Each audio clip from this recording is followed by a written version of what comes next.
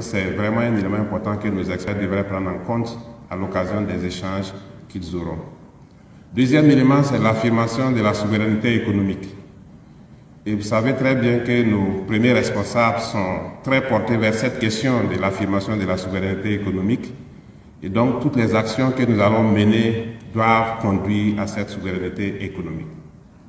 Et le troisième élément important, c'est l'ouverture. Parce que, quoi qu'on dise, l'Alliance des États du Sahel ne va pas faire un repli sur elle-même. L'Alliance va faire l'ouverture vers les autres États, bien sûr, à nos conditions. Cela aussi est un élément important à prendre en compte. Et quand je parle d'ouverture, ça suppose aussi que l'Alliance ne se renferme pas et l'Alliance va rester ouverte à tous les États qui veulent nous rejoindre, bien sûr, selon les principes que nous aurons tracés. Et pour toutes ces raisons, je pense qu'aujourd'hui, c'est un grand jour et le rapport qui sera présenté sera donc l'élément qui va être considéré comme notre feuille de route pour les perspectives. Et nous espérons que la réunion des ministres des Affaires étrangères qui aura lieu dans les jours à venir nous permettra de sortir avec une feuille de route complète pour la mise en œuvre efficace de l'Alliance des États du Sahel. Au regard des positions de la charte des alliances relative à la mise en place d'organes nécessaires à son fonctionnement et couvrant des domaines tels que l'économie, la culture, la politique et les affaires sociales, nos trois pays ont décidé d'accélérer la cadence du processus d'intégration économique et financière au sein de l'Alliance à travers la présente rencontre ministérielle qui a pour objectif d'échanger et de créer une synergie d'action entre les pays membres de l'Alliance en vue de déterminer et de mettre en œuvre des actions économiques, financières prioritaires et structurantes au profit des populations de l'AES. Mesdames et messieurs, vous avez vu hier, jeudi, avant-hier, disons le jeudi 23, nous avons vu une sorte de chassé-croisé à Bamako. Le président de la transition du Niger reçu par son homologue, avec des discussions riches et intenses. Le Premier ministre du Burkina Faso en séjour au Mali, la tenue du Conseil de la réunion des ministres conjointes, où nous avons parlé des grandes questions. À cette occasion, le chef de l'État du Niger a fait une déclaration, me semble-t-il, que l'histoire doit retenir. C'est une formule lapidaire, mais qui en dit tout.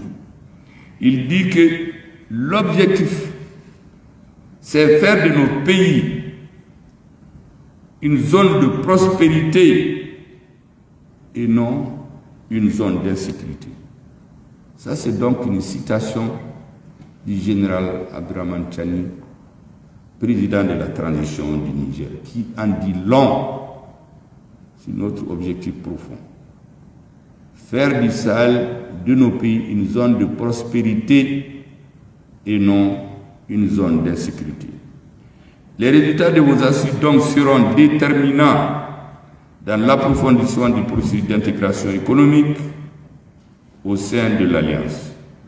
J'ai pu vous assurer que sous le leadership de son Excellence, le colonel Assimi Goïta, président de la transition, en tant que dépositaire, la République du Mali, donc en tant que dépositaire, est engagée résolument à créer toutes les conditions pour l'opéralisation de ces organes et mécanismes, ainsi que les modalités de son fonctionnement. Je ne saurais terminer mon propos, mesdames et messieurs, sans féliciter de façon particulière le ministre de l'économie et des finances et ses collaborateurs pour avoir initié cette rencontre inédite qui met à l'honneur l'engagement du Mali à l'atteinte des objectifs. Mesdames et messieurs, vous savez que la constitution du Mali, depuis l'indépendance, quels que soient les régimes politiques, inscrit en lettres d'or que nous sommes prêts à abandonner tout ou partie de notre souveraineté au nom de l'unité africaine. Monsieur le ministre, cette citation est reproduite dans la nouvelle constitution dont le président a signé l'acte de naissance, pour ainsi dire, pour que les citoyens ordinaires comprennent. Le président a promulgué le 22 juillet 2020. Vous êtes en train de donner corps à ce vœu du peuple malien. Vous savez, notre ministre des Finances, lorsque nous avons pu tenir l'embargo, il y a un grand banquier qui m'a dit, mais votre ministre des Finances là, comment vous avez fait? Que lui veut le voir discuter avec lui. J'ai vu le ministre des Finances, j'ai dit, mais quand vous le voyez, prenez seulement la photo, ne dites pas comment on a fait. Parce que tout le monde entier a pensé que la terre nous est tombée dessus. Après, je l'ai reçu avec le directeur général de la douane, tous les services de l'ACET, les impôts, les domaines, je les ai appelés les soldats de l'économie. Pendant que les militaires tombent sur le terrain, et je suis souvent, ils tombent sur les balles des bandits. Ils tombent sur les balles des narcotrafiquants. Ils veillent, ils ne dorment pas. Parce que ventre affamé n'a point d'oreille. C'est eux qui nous ont permis de tenir. Je voudrais ici leur rendre un hommage mérité. Tout en vous souhaitant, mesdames et messieurs, plein succès à vos travaux, je déclare ouvert la première conférence ministérielle de l'Alliance des États du Sahel. Conférence historique sur l'année. Je vous remercie de votre aimable attention.